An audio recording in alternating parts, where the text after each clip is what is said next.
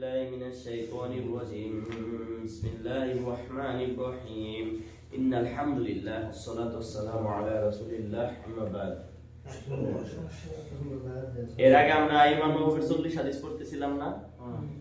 ইমাম নববীর 40 হাদিসের 12তম হাদিস পর্যন্ত কিন্তু আমরা পড়ছিলাম। আমরা বলছিলাম যে 40টা হাদিস আমাদের জীবনের সাথে খুবই গুরুত্বপূর্ণ, মানে একেবারে আমাদের সাথে জড়িত, দৈনন্দিন জরুরি। যেমন আমরা ফান্ডামেন্টাল কোর্সে বেসিক যে বিষয়গুলো জানছিলাম ঠিক ওই রকমই এটা বেসিক বিষয় এই হাদিসগুলোর ভিতরে। তো 12টা হাদিসের প্রতি মোটামুটি একটু ধারণা আছে নাকি পড়ছিলাম আমরা। পরে যদি কোনো শায়েখ এই হাদিসগুলো কয় আমরা বুঝতে পারবো না, ইনশাআল্লাহ বুঝতে পারবো। তার 12 নাম্বার হাদিসটা কি ছিল? আবু হুরায়রা রাদিয়াল্লাহু আনহু হতে বর্ণিত, তিনি বলেন রাসূলুল্লাহ সাল্লাল্লাহু আলাইহি সাল্লাম বলেছেন, অনর্থক অপ্রয়োজনীয় বিষয় ত্যাগ করা একজন ব্যক্তির উত্তম ইসলাম। এর মানে কি আমরা কেরা কতটুকু বুঝতে পারি এর থেকে? মানে অনর্থক অপ্রয়োজনীয় কাজ থেকে বিরত থাকাই উত্তম ইসলাম, এটা হাদিস। আর একটা জিনিস মনে রাখেন, হাদিস যে হাদিসগুলো সহিহ, ওই হাদিসগুলো মানে কতটা গুরুত্বপূর্ণ আমাদের জন্য। যেমন কোরআন আল্লাহ সুবহানাহু ওয়া তাআলার কালাম না, এটা আল্লাহ সুবহানাহু ওয়া তাআলার নিজের কথা, এটা কিন্তু কোনো সৃষ্টি না। আর হাদিস হলো আল্লাহ সুবহানাহু ওয়া তাআলার ওই সেম কথা, কিন্তু মানে সেম বাণীটা আল্লাহ সুবহানাহু ওয়া তাআলা, কিন্তু কথাটা হলো রাসূল সাল্লাল্লাহু আলাইহি ওয়াসাল্লামের মুখ থেকে নিজের মতো করে বলাইছে। মূল বিষয়টা আল্লাহ সুবহানাহু ওয়া তাআলা, আর এটা মূল বিষয় আল্লাহ সুবহানাহু ওয়া তাআলা, কথা আল্লাহ সুবহানাহু ওয়া তাআলা। কিন্তু হাদিসগুলা কি মানে মূল যেটা ওইটা আল্লাহ সুবহানাহু ওয়া তাআলার ওহী, কিন্তু বলছে কেরা? রাসূল সাল্লাল্লাহু আলাইহি ওয়াসাল্লাম নিজের ভাষা। অনর্থ অপ্রয়োজনীয় কথাবার্তা থেকে বাইরে থাকাই উত্তম ইসলাম। তো এই হাদিসটা আমাদের জীবনের সাথে অনেক জড়িত না? আমরা যখন তখন চাইলে কোনো দরকার নাই, একেবারে অপ্রয়োজনীয় বিষয় নিয়ে তর্ক করি না, অনর্থক কাজকর্ম নিয়ে তর্ক করি না, মানে কোনো প্রয়োজন নাই। শুধু আমরা এটা নিয়ে অনেক সময় এইসব তর্ক বিতর্ক কষ্টের কারণে আমাদের নিজের নসিহত জন্য, আমি সহ আমাদের সবার এগুলো জরুরি। কারণ আমরা এইরকম মস্কা অনর্থক বিষয়ের কারণে আরেকজনের কষ্ট দিচ্ছি। এরপরে হাদিসটা দেখো, এটা বুঝতে পারবা। 13 নম্বর হাদিস হলো আবু হামজা আনাস ইবনে মালিক রাদিয়াল্লাহু আনহু রাসূল সাল্লাল্লাহু আলাইহি সাল্লামের খাদেম হতে বর্ণিত হয়েছে। আবু আনাস কে ছিল? আনাস রাদিয়াল্লাহু রাসূল সাল্লাল্লাহু আলাইহি সাল্লামের খাদেম ছিল, সব সময় তার সাথে থাকতো। নবী সাল্লাল্লাহু আলাইহি সাল্লাম বলেছেন, তোমাদের মধ্যে কেউ ততক্ষণ পর্যন্ত মুমিন হতে পারবে না যতক্ষণ পর্যন্ত সে তার ভাইয়ের জন্য তাই পছন্দ করবে যা সে নিজের জন্য পছন্দ করে। আমরা কি দাবিদার? ইমানদার দাবিদার না? আমরা দাবি করি না আমরা মুমিন? দাবি করি কিনা? তো এখানে বলা হইতাছে, এরা বুখারী মুসলিমের হাদিস, আনাস রাদিয়াল্লাহু তাআলা হতে বর্ণিত, রাসূলুল্লাহ সাল্লাল্লাহু আলাইহি ওয়াসাল্লাম কি বলছে? ততক্ষণ পর্যন্ত, মানে ততক্ষণ পর্যন্ত একজন ব্যক্তি মুমিন হইতে পারবে না যতক্ষণ পর্যন্ত সে তার ভাইয়ের জন্য ওইটাই পছন্দ করে যেটা তার নিজের জন্য পছন্দ করে। উদাহরণস্বরূপ আমরা কইতে পারি, আমি দেলোয়ার একটা কথা বলতেছি কিনা, যে কোনো একটা কথা বললাম, দেলোয়ারে যে কথাটা কইছি, আঘাত দিও কষ্ট দিও, ওই সেম কথাটা যদি দেলোয়ার আমার কেমন লাগে? আমার যদি ভালো লাগে, হ্যাঁ উত্তম।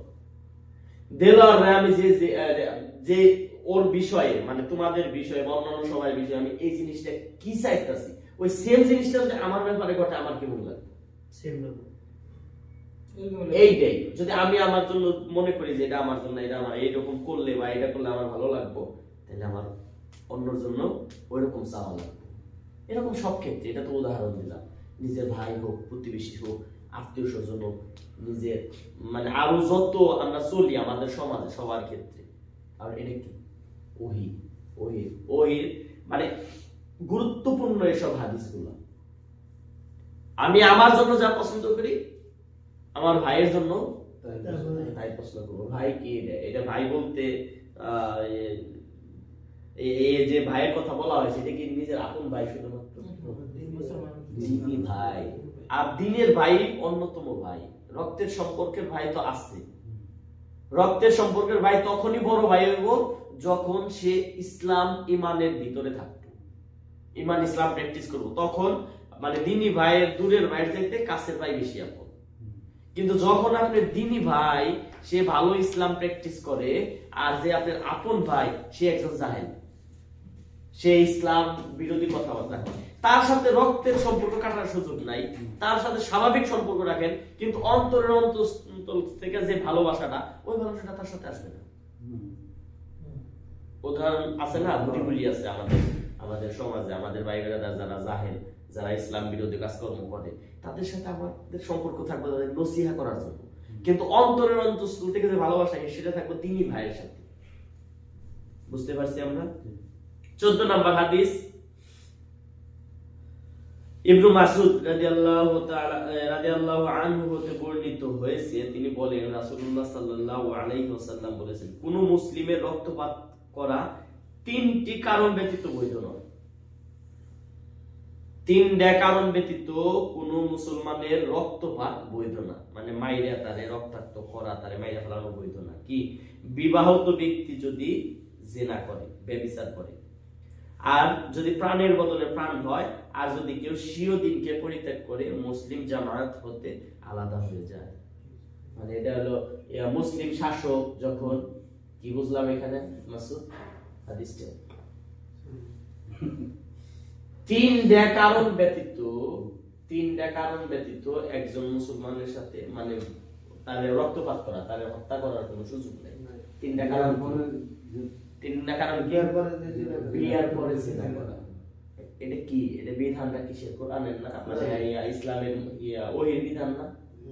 বিয়ার পরে জিনা করলে তার হুকুম কি? হত্যা করা। মাটির ভিতরে গাড়া করে তারে পাথর মাইরে। তুমি একবার চিন্তা করো, হত্যার বদলে হত্যা কিভাবে হয়? গলা কেটে ফেলাইবো, মানে যত তাড়াতাড়ি সম্ভব তারে হত্যা করা। চাকুটা এমন ভাবে দাঁড় থাকে যে যত দ্রুত তারে হত্যা করা যায়। দিন থেকে কেউ কাফের হয়ে গেলে, মুরতাদ হয়ে গেলে, তারে কি করে? তারেও কিন্তু হত্যা করে, তারেও গাইডে না, তারেও যত তাড়াতাড়ি সম্ভব ই করে। দিন থেকে যে কাফের হয়ে যায় তারেও জবাই করে দেয়। কিন্তু যে বিবাহিত যে না, তার শাস্তি কি? জব করা, আর রজম মারবে, পাথরটা মাথা থাকবে কতক্ষণ? একটাবার চিন্তা করেন, পাথর একটা কপালে লাগছে, হ্যাঁ ব্যথায় চিকুর মারতেছে, আবার এনে লাগছে, আবার এনে লাগছে, আবার এনে, মানে কতটা যন্ত্রণা হইতে পারে তার? এই যন্ত্রণা কিসের জন্য? শুধুমাত্র এমন অপরাধ করছে যে এটা সবচেয়ে নিকৃষ্ট অপরাধ। বিবাহ ব্যক্তি, তার তো স্ত্রী আছে, একজনে না হয় 8টা স্ত্রী গ্রহণ করুক, সুযোগ আছে আমাদের ইসলামে 4টা স্ত্রী গ্রহণ করা। কিন্তু হ্যাঁ, বিয়ের পরে একজন অবিবাহিত ব্যক্তি জেনা করলে তারে 100 বেত্রাঘাত, মানে বেত্রাঘাত করবো। বুঝেনি তো কিরকম? এটা তো আমরা দেখছি, ইউটিউবে তো দেখছি কমপক্ষে, বস্তু দিল বেত্রাঘাত। কিন্তু বিয়ের পরে একজন মানুষ কোন দুঃখে জেনা করবো? তার তো স্ত্রী আছে। আল্লাহ সুবহানাহু ওয়া তাআলা এর জন্য কঠিন। আর আরেকটা জিনিস, বাকি যে 2টা হত্যা, হত্যার বদলে হত্যা, যদি তার যে আত্মীয় স্বজন তারা এসে কয় যান মাফ করে দিলাম, আমার ছেলেরা হত্যা করছে, বাপ এসে করলো আমি মাফ করে দিলাম, তাহলে হ্যাঁ কি হত্যা করবো? হত্যা করবো না। একজন ব্যক্তি কাফের হয়েছে, হ্যাঁ সরকার থেকে কইছে যে ও যেহেতু কাফের হয়েছে হত্যা করা হবে, হত্যার জন্য প্রস্তুত। এমন সময় গেলে আমি তওবা করলাম, আমি মুসলমান হয়ে গেলাম, আমি আমার এর থেকে আমি ফেরত আসলাম, আমি ইসলামে নতুন করে প্রবেশ করলাম, হ্যাঁ কি হত্যা করবো? জীবন বাঁচানো হইলেও হত্যা করবো না তারে, কারণ এত কাছে তওবা করতেছে। কিন্তু একজন লোক জিনা করছে, বিবাহিত লোক, হ্যাঁ রজম করার জন্য কারার মধ্যে ফেলাইছে, এমন সময় হ্যাঁ করলো আমি তওবা করলাম, আমি আর জিনা করব না, হ্যাঁ কি ফেরত আনবো? কিনলে আনবো না? কারণ বিধান আমাদের সমাজে পবিত্র রাখতে হলে আল্লাহ সুবহানাহু ওয়া তাআলার হিকমত, যে কোন বিধান কোথায় কিভাবে দিতে হইব, এটা ওইভাবেই দিচ্ছে। তাহলে যে আমরা অনেক সময় আমাদের ভুল হয়ে যায়, এইসব ভুল থেকে বাইরে আসা কতটা জরুরি, এই হাদিসটা থেকে বোঝাটা কতটা জরুরি। হাদিসটা যে না আল্লাহ সুবহানাহু ওয়া তাআলার কাছে এত বড় ভয়ানক পাপ, বুঝতে পারছি? বুঝতে পারছি আমরা? তো বিবাহর পরে তো এগুলা কল্পনাই করার কোনো সুযোগ নাই। ঠিক আছে, আর অবিবাহিত যারা, তারাও তো এটা ভয়ানক পাপ তো আমরা জানতে আছি। ইসলামী শাসন ব্যবস্থা এখন নাই দেখে আমাদের সমাজের এখন এইরকম মানে পয়সে গেছে, ডাইরেক্ট পয়সে গেছে। দাওয়াতুস সুন্নাহ কনফারেন্সে জামশেদ মজুমদার কি বলছে, একটা সুন্দর একটা আলোচনা শুনেন নাই মনে হয় আপনারা, যে একজন শুকরের মাংস, এক বাটি শুকরের মাংসটা যদি কেউ বলে যে এটা না গরুর মাংস, এটা কেউ বিশ্বাস করবো? কেউ মাইরেও বিশ্বাস করা যাবে না, তাই না? এক বাটি মদ, এক গ্লাস মদ প্রকাশ্যে দেখতেছে, কেউ যদি কয় এটা জমজমের পানি, তাহলে পিটাইবো না? তবে এটা কেউ কথা মদের কয় জমজমের পানি? তাইলে যে নারে মানুষ ভালোবাসা বানাইলো কেমনি? বিবাহ বহির্ভূত যত সম্পর্ক সবই তো জেনা ইসলামী দৃষ্টিকোণ। তো এইটার কেমনে ভালোবাসা মানে এখন সমাজে ছড়াই গেছে, কিন্তু একজন আর একজনের মহব্বত করে কয় ভালোবাসে, এটা কি ভালোবাসা? না, জেনা। কিন্তু জেনা কেউ কয়, সমাজে কয় কেউ জেনা। এটা হলো মূল সমস্যা, জেনা। 14 নাম্বার হাদিসে বুঝলাম আমরা এটা। 15 নাম্বার হাদিসে আবু হুরায়রা রাদিয়াল্লাহু তাআলা আনহু হতে বর্ণিত হয়েছে, রাসূলুল্লাহ সাল্লাল্লাহু আলাইহি ওয়াসাল্লাম বলেছেন, যে ব্যক্তি আল্লাহকে ও আখিরাতে ঈমান রাখে তার উচিত উত্তম কথা বলা অথবা চুপ থাকা। আর যে ব্যক্তি আল্লাহকে আখিরাতে ঈমান রাখে তার উচিত আপন প্রতিবেশীর প্রতি সদয় হওয়া। আর যে ব্যক্তি আল্লাহকে আখিরাতে ঈমান রাখে তার উচিত আপন অতিথি সম্মান করা। এখানে কি হাদিসটা কি দিল? কি হাদিসটা কি বললাম? যে ব্যক্তি যে ব্যক্তি আল্লাহর উপর ঈমান রাখে এবং আখিরাতের প্রতি ঈমান রাখে। আখিরাতের ঈমান বলতে আমরা খেয়াল আছে? তার কতটুকু খেয়াল আছে? কতটুকু মনে আছে আখিরাতের প্রতি ঈমান কি? আখিরাতের প্রতি ঈমান বলতে কি? আখিরাতের ঈমান কি? আখিরাত ঈমানের তো 6টা স্তম্ভ পড়ছি আমরা। আল্লাহর প্রতি ঈমান, ফেরেশতাদের প্রতি ঈমান, পড়ছি না? কিতাবের প্রতি ঈমান, রাসূলগণের প্রতি ঈমান, তাকদীরের প্রতি ঈমান। আর 5 নম্বরে পড়ছিলাম আখিরাতের প্রতি ঈমান। তা আখিরাতের প্রতি ঈমান কি? আখিরাত কি? আখিরাত মানে মৃত্যু পরবর্তী জীবন। এখানে আসবো হাসর, কিয়ামত, জান্নাত, জাহান্নাম, পুলসিরাত, মিজান, যত কিছু আছে সম্পূর্ণ আখিরাত। আখিরাত মানে শেষ, আমাদের মৃত্যুর পরবর্তী জীবন। তা আখিরাতের প্রতি ঈমান দাবি করি না আমরা? আখিরাতের প্রতি দাবি করি। এখানে এই হাদিসটায় বলা হইতাছে যে ব্যক্তি আল্লাহর প্রতি ঈমান রাখে এবং আখিরাতের প্রতি ঈমান রাখে, মানে যে বিশ্বাস করে আল্লাহ সুবহানাহু ওয়া তাআলার এই বিধানের উপরে, পাশাপাশি আখিরাতের প্রতি ঈমান আনে, সে তার জন্য 3টা কাজের কথা বলা হয়েছে এখানে। 1 নাম্বার কথা বলা হয়েছে, হয় উত্তম কথা বলো, না হয় চুপ থাকো। বুঝতে পারছি কি? প্রথম কাজটা কি? না হয় উত্তম কথা, না হয় চুপ। এখানে সমর্থক একটা হাদিস একটু মনে করতেছে, ভালোভাবে খেয়াল নাই। আবু বকর রাদিয়াল্লাহু তাআলা তার নিজের জিহ্বা টান্দা ধরতো, ধরে হায়রা করতো, এই জিহ্বার জন্যই আমার যতই। তিনি তো আমাদের মানে নবী রাসূলদের পরে যারা মুমিন আছে তাদের জন্য সর্বোচ্চ ব্যক্তি, কিন্তু নাকি ইমাম আবু বকর রাদিয়াল্লাহু তাআলা। তিনি বলছে এই কথা, আমরা অহরহ দিনে রাত্রে কি পরিমাণ কথাবার্তা কই,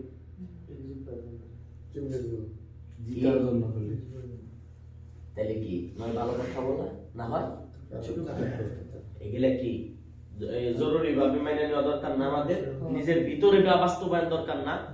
কি নয় ভালো কথা, না হয় চুপ থাকা। আর আরেক কাজ কি বলা হয়েছে? আর দ্বিতীয় কাজটা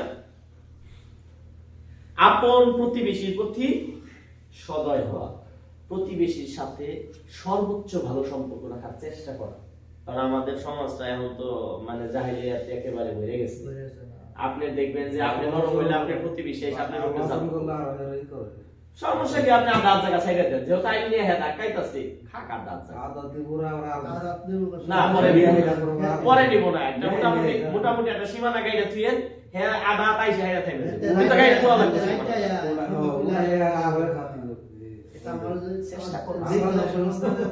এখন তো আরো সুযোগ আছে, সামান্য কিছু টাকা খরচ করলে 2টা করে ইট বরাবর গাইতে দাও, একবার মীমাংসা করে নাও। আলহামদুলিল্লাহ আমি যেটা করে দিছি, 3টা করে ইট গাইতে দিছি, এখনো ধাক্কাধাক্কি নাই, তাদের সাথে আমার কোনো খারাপ সম্পর্ক নাই, এই বিষয়টা আমার সমাধান হয়ে গেছে, তোমরা এরকম করো। তিনটা লিঙ্ক আর একটা জমিতে এই সময়টা তুমি দেখো দিলাম অনেক কিছুই সম্ভব, আমাদের দ্বারা সম্ভব। তুমি অনেকের কথা ধরো কি লিগে, আমরা আমাদের চিন্তা করি না কি লিগে, আমি আমার চিন্তা করি না। কালচার আমি কইছি, আমি চেষ্টা কতটুকু চেষ্টা করছি। দেখো আমরা এখানে তুমি আমরা আলোচনা করতেছি, এটা আমরা বুঝতাছি, ফায়দা নাই। কিন্তু এখানে বলা হইতাছে যে ব্যক্তি আখিরাতের প্রতি ঈমান রাখে, আল্লাহর প্রতি ঈমান রাখে, হ্যাঁ যেন প্রতিবেশীর সাথে সদাই থাকে। তুমি এখন ওই যে আগের হাদিসটা, তুমি তোমার জন্য কি পছন্দ করো, তোমার ভাইয়ের জন্য, এটা ভাই বলতে এখানে প্রতিবেশী, তুমি তোমার জন্য কি পছন্দ করো, তুমি প্রতিবেশীর সাথে ওই আচরণটা করো। তুমি ভালো ভালো আচরণের চেষ্টা করবে না, আদাব তোমার চাইলেও দেওয়া লাগবে না, তাদের সাথে মীমাংসায় বসে দুইটা করে ঈদ গাঁথলামও খুব বেশি খরচ না, যে এটা সীমানা, এটা ধাক্কানোর সুযোগ নাই, এটা জাস্ট উদাহরণ স্বরূপ বললাম। আর 3 নাম্বার কি বলা হয়েছে, আপন অতিথির সম্মান করা, অতিথির সম্মান করা। অতিথি বলতে কি খালি শ্বশুর বাড়ি না, আমরা তো কালচার বানায় এনেছি, শ্বশুর বাড়ির আত্মীয় হলো বড়, মূল আত্মীয় হলো চাচা, বাপের বাড়ির আত্মীয়, 2 নাম্বার হলো মায়ের বাড়ির আত্মীয়, 3 নাম্বারে আসবো হলো অন্যান্য দূরের আত্মীয়, এই দূরের আত্মীয়র ভিতরে পড়বো হলো শ্বশুর বাড়ির আত্মীয়। এখন তো বাপ ভাই, চাচা চাচতো ভাই, আগত কোনো খবরই নাই, শ্বশুর বাড়ির কুটুম আইনা রাখতে এনে বাড়ি বেড়ে থাকে। তো এই জিনিসটা আমাদের চিন্তা করা উচিত। এখানে 3টা কাজের কথা বলা হয়েছে। কি 3টা কাজ? 3টা কাজ কি? আমরা কি শোনার জন্য শুনি এগুলা, শিখার জন্য কি? 3টা কাজ। প্রথম কাজটা না অনর্থক কথাবার্তা, মানে হয় ভালো কথা বলবো, না হয় চুপ থাকবো। 2 নাম্বারে প্রতিবেশীর সাথে সদয় আচরণ করা। 3 নাম্বারে অতিথির সম্মান করা, আত্মীয়তার সম্পর্ক। এই যে সূরা বাকারাতে যায় কালকে পড়ছেন না, কালকের আয়াতগুলায় যে আল্লাহ সুবহানাহু ওয়া তাআলা যে সব যাদের সাথে সম্পর্ক রাখতে কইছে তাদের সাথে সম্পর্ক কাটা যাবে না বলতে পারে। তো আলহামদুলিল্লাহ এই হাদিসগুলো থাক। সুবহানাকাল্লাহুম্মা আশহাদু আল্লা ইলাহা ইল্লা আনতা আস্তাগফিরুকা ওয়া আতুবু ইলাইক।